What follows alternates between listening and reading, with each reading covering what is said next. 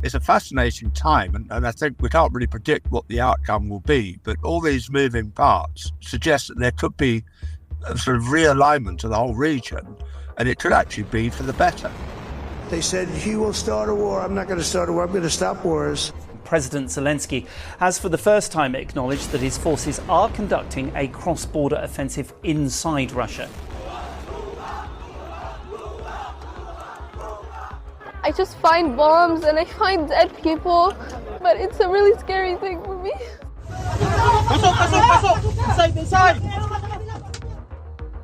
I'm Venetia Rainey and this is Battle Lines. It's Monday, 18th of November, 2024.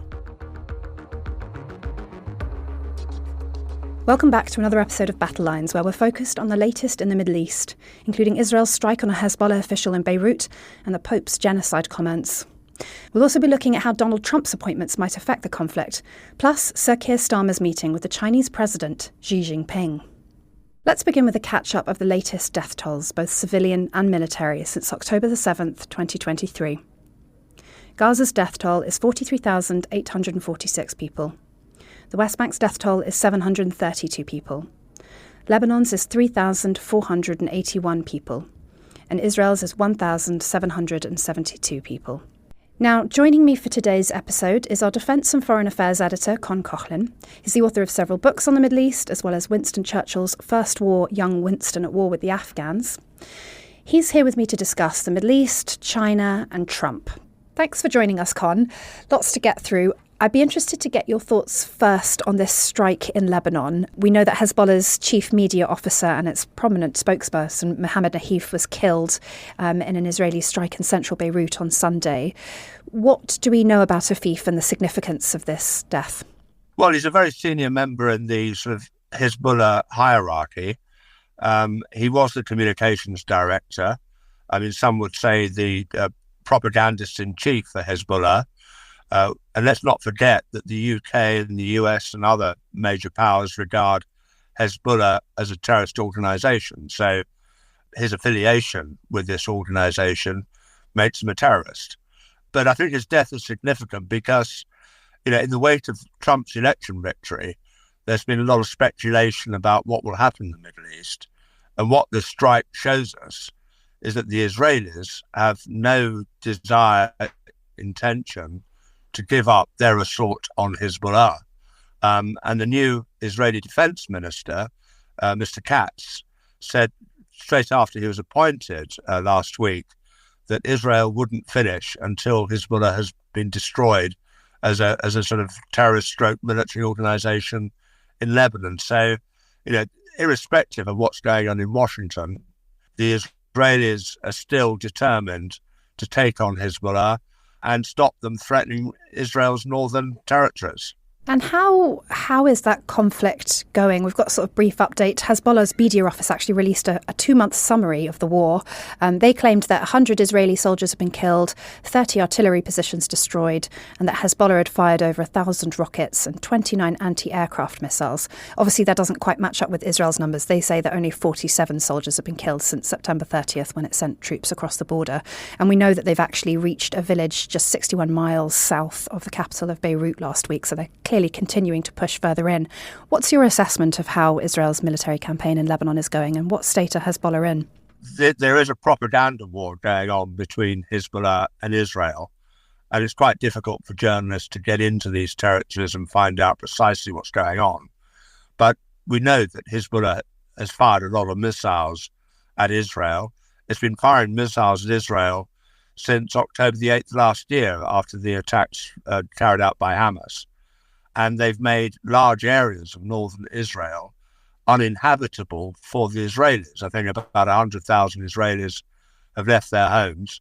And it's a similar picture now in southern Lebanon, where the Israeli military has persuaded or encouraged local Lebanese civilians to leave their homes in southern Lebanon because the IDF, Israel Defense Forces, want to concentrate their fire on Hezbollah.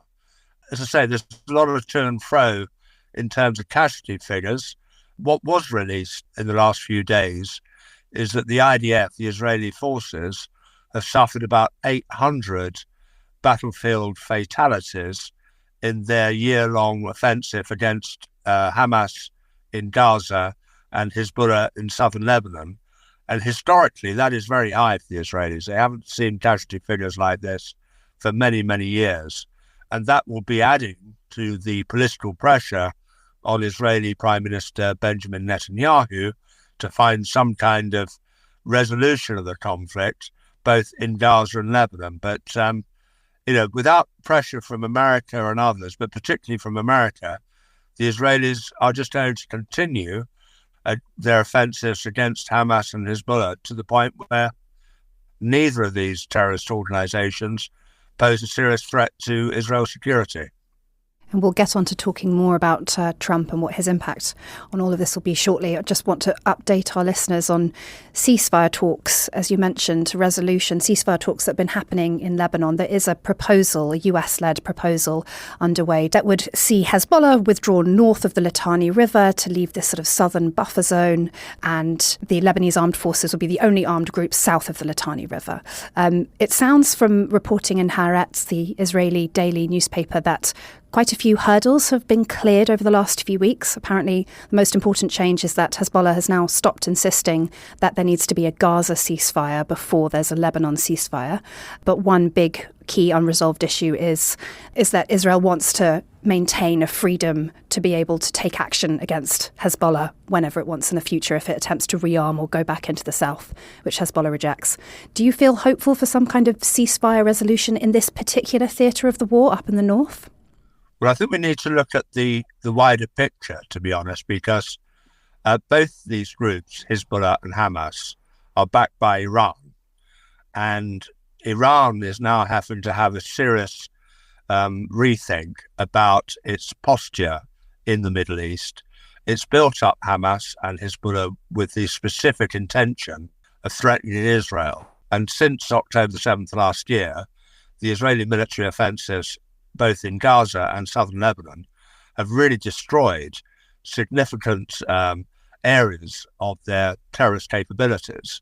And the Iranians are now really under a lot of pressure because what they say to the Iranian people is, we spend all this money to attack Israel. Well, all this money has been spent and now it's been wasted, and the pressure on the regime will be intense. For Iran, you are seeing Hezbollah starting to sort of indicate it's willing to do a ceasefire deal.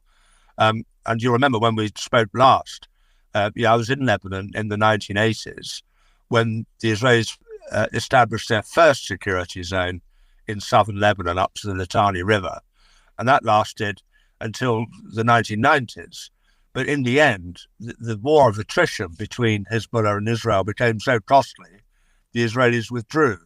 So, the history could repeat itself with some kind of area where, that is free from hostilities. But the Israelis will always put their own security above any other concern.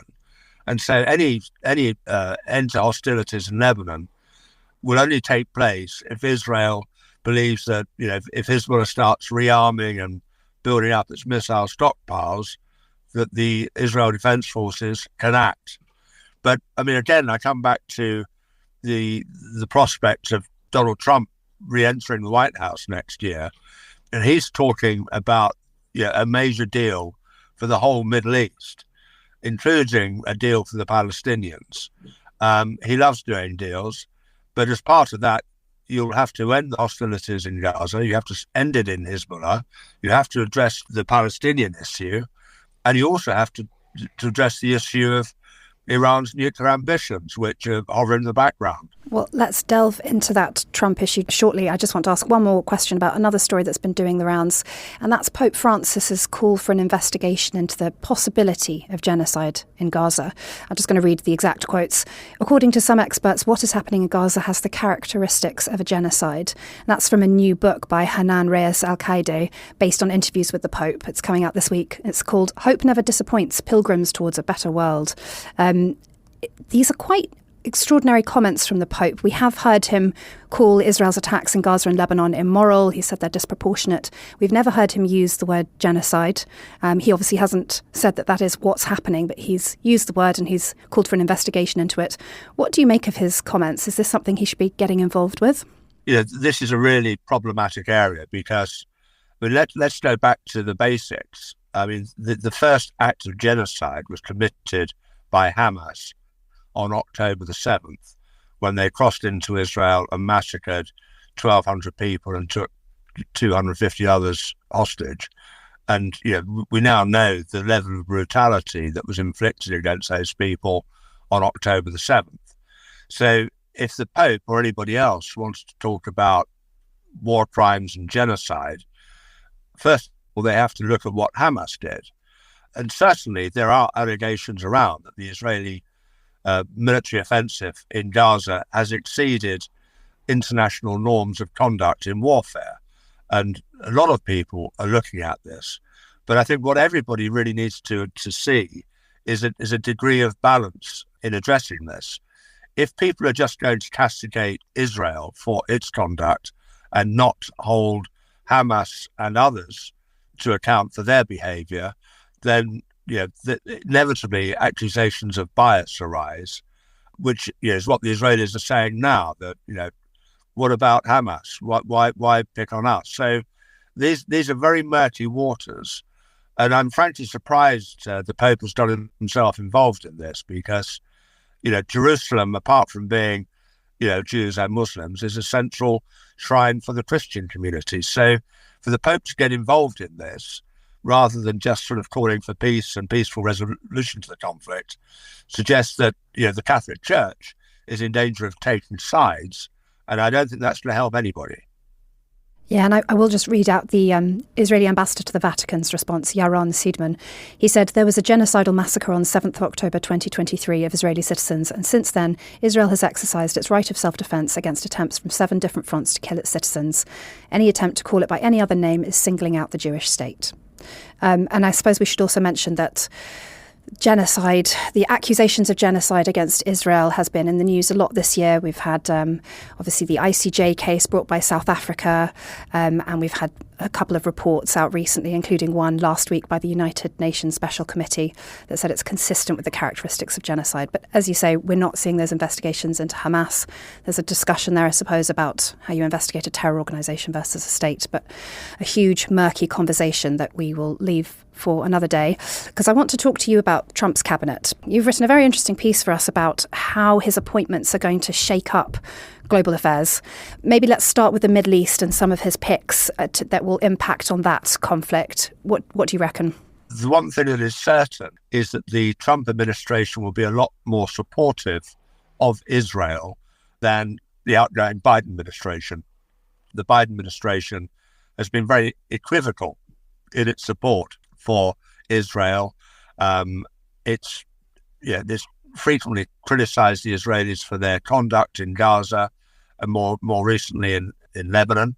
And what you're likely to see once Trump's in power is an administration that is foursquare behind Israel. And what we will see is with Marco Rubio, who's been nominated as the next Secretary of State. And let's not forget, these are nominations. They've got to be approved by the Senate. And that's going to be quite interesting next year. But Trump's Secretary of State has already said that he doesn't see any reason for a ceasefire in Gaza until Hamas has been completely destroyed. Well, that's light years away from the position adopted by the Biden administration. So, and I think you will also see a far more hawkish approach to Iran, which, as I said, is orchestrating a lot of this. It provides the weapons and funding for both Hamas and Hezbollah and others like the Houthi rebels in Yemen and militias in Iraq and elsewhere. So, Iran is a very malign influence in the region and is causing a lot of the unrest and destabilization. So, the Trump administration, which you'll remember took a very hawkish line with Iran previously, it withdrew from the nuclear deal originally negotiated by Barack Obama. It imposed a policy of maximum sanctions against Iran to really hurt the economy. And it did have the effect of toning down Iran's meddling in the region. And one of the things the Biden administration has done, and I write about this in my column, is that they've basically gifted Iran billions of dollars in an attempt to get Iran back to the negotiating table over its nuclear deal. That has failed miserably. So what you'll see with Trump and his new administration is a return to a far more confrontational approach towards Iran to dissuade the Iranians from supporting these terrorist groups, so that Trump, as I said earlier, can get his mega Middle East peace deal off the table. And the other thing I would say, and let's not forget this, is one of the successes the Trump administration had, which is often forgotten, is the Abraham Accords. And the Abraham Accords saw a number of sort of moderate Arab states, mainly the Gulf states, normalize relations with Israel. Just before October the 7th, there was a lot of talk about Saudi Arabia, the real powerhouse in the Gulf region, also normalizing relations with Israel. And some people say that the reason Hamas launched its attack on October the 7th was to derail that agreement.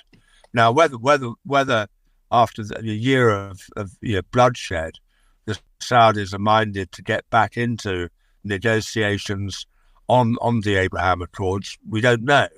And certainly if they did so, they would want some kind of deal for the Palestinians. So there will be a lot in play, but the direction of travel under Trump will be pro-Israel, anti-Iran, and looking to try and get some kind of peace deal. Yeah, and I see that there's whispers of Jared Kushner, who of course led the talks over the Abraham Accords, returning to Trump's cabinet as some kind of informal Middle East advisor. So clearly, as you say, that is the direction of travel. I wonder how you think the warming ties between Iran and Saudi Arabia will complicate that. We obviously had the Beijing brokered deal last year to restore diplomatic ties. Obviously, that hasn't completely happened yet, but these historic foes do seem to be talking more and more, and we've seen high-level politicians from each country visiting the other. How do you think that will change Trump's attempts to bring Israel into the Middle Eastern fold? Well, I think that's what is going on between the Saudis and the Iranians is fascinating. When I was last in Saudi earlier this year, I was talking to senior Saudi foreign ministry officials, and they said, well, I got the sense, I mean, they didn't talk on the record, but the feeling I got was they were going through the motions, and they were still very suspicious of the Iranians, and they were doing this because the Saudis want better relations with China, and China is brokering all this. And the reason China's in a position to broker these deals is that a lot of countries in the region, including the Saudis, have become disillusioned with Washington, particularly during the Biden administration, and they feel that they can no longer rely, as they have done for decades, on the sort of Pax Americana to defend their interests. So they're looking to build new alliances. And we've seen the Saudis and other states improve ties with Moscow, reach out to China. And China has a big trade deal with Iran because the Chinese are very reliant on Iranian oil. So the Chinese, who want prosperity instead of conflict, are pushing the Saudis and the Iranians to sort of bury their differences and see if they can improve relations. And as I said, with the interesting thing about Donald Trump coming back into power is this has really galvanized a lot of states. How are we going to approach things in future? Do we want to re-engage with Washington? Can we trust Trump to protect our interests and stand up for our economy and our well-being and all the rest of it? Or do we still need to pursue these other options such as Beijing?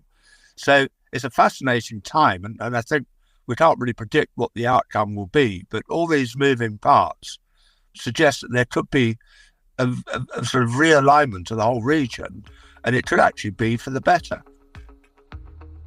Coming up after the break, Con and I will be discussing China and how Trump's administration might approach a conflict with Taiwan.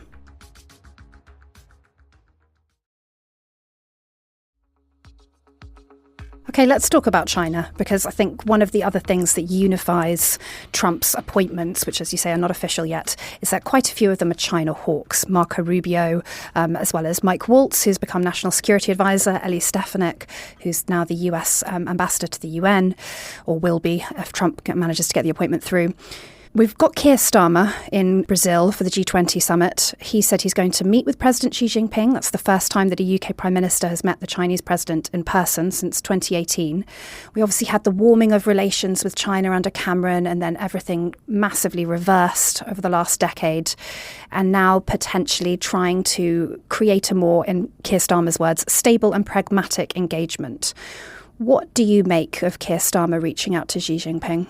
Well, I think there's a degree of pragmatism. I mean, in fairness to Sir Keir Starmer, he's only been Prime Minister for a few months, and he's sort of basically feeling his way around the geopolitical landscape and seeing, what kind of relationships the new government, the new British government can expect, with Europe, with China, with others, with Israel. I mean, everything's new to Starmer.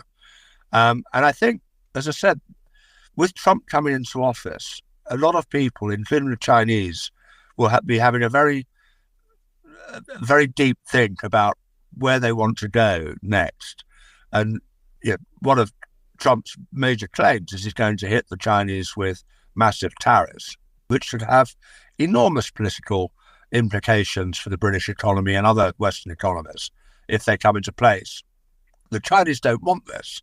And if I was Starmer, I'd be saying, well, we'd like to have good relations with you, but, China's support for Russia is sustaining this war in Ukraine. And if you really want better relations with the West, perhaps you could start sort of scaling down your support for Russia and putting your support behind peace efforts in Ukraine. And that would help to improve relations. But whether it says that, I don't know. That's just my own view. But, as I say, he's feeling his way, and we'll have to see what comes out of it. Nothing much will come out of the initial meeting, but it's a question of whether they're going to be able to maintain contact when and if future crises arise. It's, as you say, it's an interesting inflection point in different ways here and across the Atlantic. We obviously have our own China hawks here in the UK. And I note that Ian Duncan Smith is writing for us today here in the Telegraph about how Starmer's Britain won't be China's peer, it'll be Xi's puppet, and that you can't have pragmatic dealings with the totalitarian state that is China. Do you think he is equipped enough to be able to deal with a China that thinks in much longer term planning, has a sort of 20, 50-year plan, versus Britain, where we think in sort of 4 or 5 year election cycles? I think we can deal with China, but my own view is that we need to be very wary of the Chinese. And it is an authoritarian regime, and they do have a plan, and they do want to take advantage, for example, of green technology. They're trying to flood the car market with cheap electric vehicles throughout Europe. I mean, the Chinese are not our friends. So whatever relationship we have with them has to be done with our eyes wide open. And successive governments, going back to David Cameron, have struggled with the China challenge, and it's not really been resolved. But we are a small player in this bigger game, and the bigger game is China and Trump. And at some point, depending on how that plays out, we will be asked to take sides. I think the incoming Trump administration's already made it abundantly clear that if Britain wants American support, then we should make sure that our trade interests are aligned with the Americans and not others. So there's a lot at play here.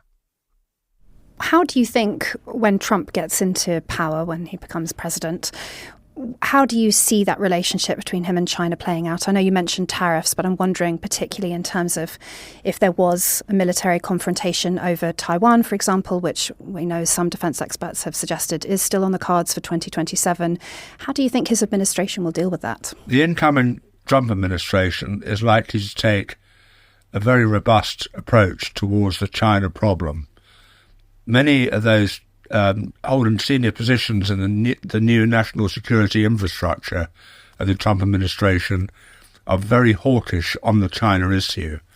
And within that context, supporting Taiwan's independence will be a primary objective of the Pentagon and the State Department. And we've already seen that the incoming administration is going to make sure that its pivot towards the Indo-Pacific region will be central to its overall strategy. Thanks very much for joining us, Con. That's Con Coughlin, our Defence and Foreign Affairs editor. Battle Lines is an original podcast from The Telegraph, created by David Knowles. The producer is Yolaine Goffin. To stay on top of all of our news, analysis and dispatches from the ground in Israel and Gaza, subscribe to The Telegraph or sign up to Dispatches, which brings stories from our award-winning foreign correspondents straight to your inbox. We also have a live blog on our website where you can follow updates as they come in throughout the day, including insights from contributors to this podcast. If you appreciated the show, please consider following Battle Lines on your preferred podcast app. And if you have a moment, leave a review, as it helps others find the show. As disinformation is a particular problem during conflict, we are relying on your support more than ever. Battle Lines is part of wider Telegraph foreign coverage in our podcasts. If you're interested in finding out more about the war in Ukraine, you can listen to our sister podcast, Ukraine the Latest.